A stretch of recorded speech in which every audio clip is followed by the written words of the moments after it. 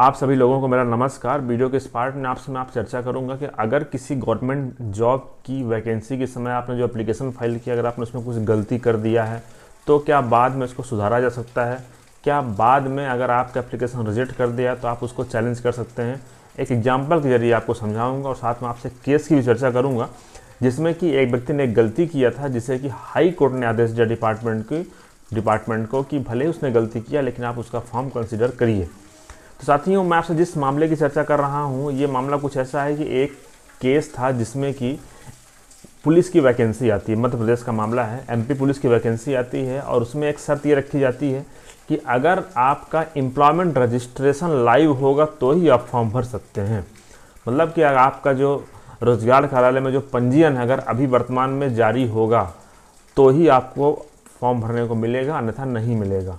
आप इसके लिए एलिजिबल नहीं है। तो ऐसा ही मामला था, एक व्यक्ति ने उसमें हाँ कर दिया जबकि उसका जो रजिस्ट्रेशन था वो लाइव नहीं था। इस बात को लेकर के क्या हुआ कि जब रिजल्ट आया तो उसको रिजल्ट में उसको पास होने के बावजूद भी उसको बाहर रखा गया। उसका रीज़न नहीं बताया गया कि आपने गलत जानकारी दिया है, आपने जो फॉर्म फिल किया था। उसके बाद जब ये मामला पहुंचा हाई कोर्ट में चैलेंज किया गया रिट पिटीशन के जरिए।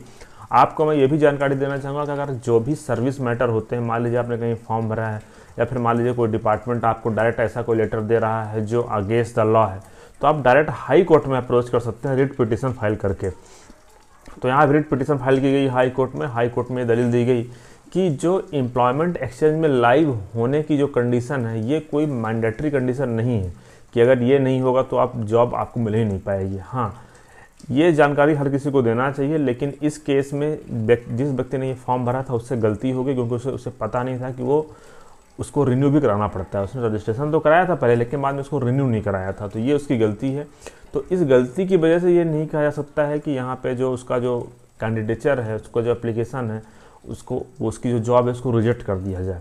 तो इस प्रकार से मध्य प्रदेश हाई कोर्ट के पास जब ये मामला आया तो मध्य प्रदेश हाई कोर्ट ने ये फैसला दिया कि जो इस तरह की जो चीज़ें हैं जो कि डायरेक्टली अफेक्ट नहीं कर रही हैं सर्विस को, क्योंकि अगर आपका उसमें नाम है या नहीं इससे पुलिस डिपार्टमेंट में नौकरी के नेचर में कोई चेंज आने वाला नहीं है। तो इस प्रकार से ऐसी चीज़ों को इग्नोर किया जा सकता है और हाई कोर्ट ने आदेश दिया कि इस व्यक्ति का जो कैंडिडेचर है उसको एक्सेप्ट किया जाए। अगर कोई अन्य गलतियां नहीं है, कोई अन्य कमियां नहीं है इस मामले में, तो इस व्यक्ति को 60 दिन के अंदर नौकरी पे रखा जाए। तो मुझे उम्मीद है कि अगर आपका मामला कुछ ऐसा है तो आप भी हाई कोर्ट अप्रोच कर सकते हैं और अपनी बात रख सकते हैं कि देखिए हमसे जो गलती हुई है वो बोनाफाइड है, हमने जानबूझ के ऐसा नहीं किया है, वो गलती है जिसे कि सुधारा जा सकता है, या फिर जो गलती किया है वो जॉब में डायरेक्टली इम्पैक्ट नहीं कर रही है। ऐसी कोई वाइटल इन्फॉर्मेशन नहीं है कि इसके ये हमने गलत जानकारी दे दिया तो हमको नौकरी नहीं दी जाएगी।